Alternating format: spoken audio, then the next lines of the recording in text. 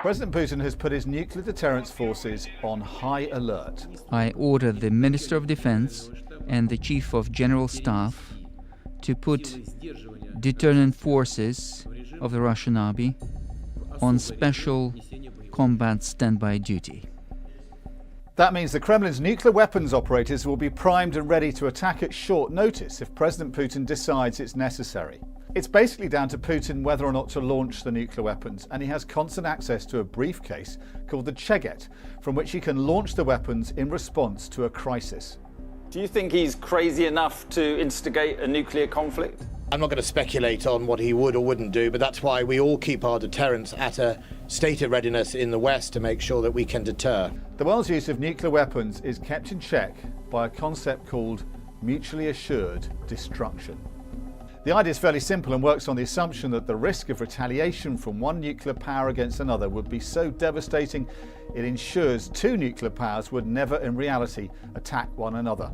However, the theory doesn't hold for a nuclear state attacking a non-nuclear power. Globally, there are 5 states officially recognised as possessing nuclear weapons by the Non-Proliferation Treaty. That's an international treaty designed to prevent the spread of nuclear weapons. The 5 countries are also the permanent 5 members of the UN Security Council: China, France, Russia, the US and the United Kingdom. In January 2022, they all pledged to prevent atomic weapons from spreading and to ensure a nuclear war is never fought. There's also a handful of countries that have nuclear weapons that aren't signed up to the treaty. These are believed to include India, Israel, Pakistan and North Korea. But more than 90% of the world's nuclear warheads belong to Russia and the United States.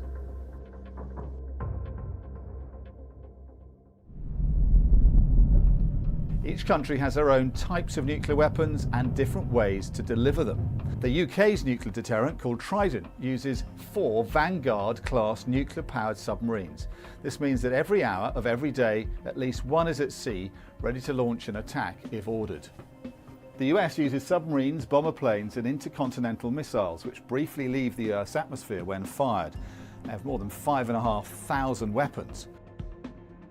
Russia has even more than the US, with more than 6,000 nuclear weapons. They can be launched from submarines, bomber planes and intercontinental missiles. But the country also distinguishes between different types of nuclear warfare in a way that others don't.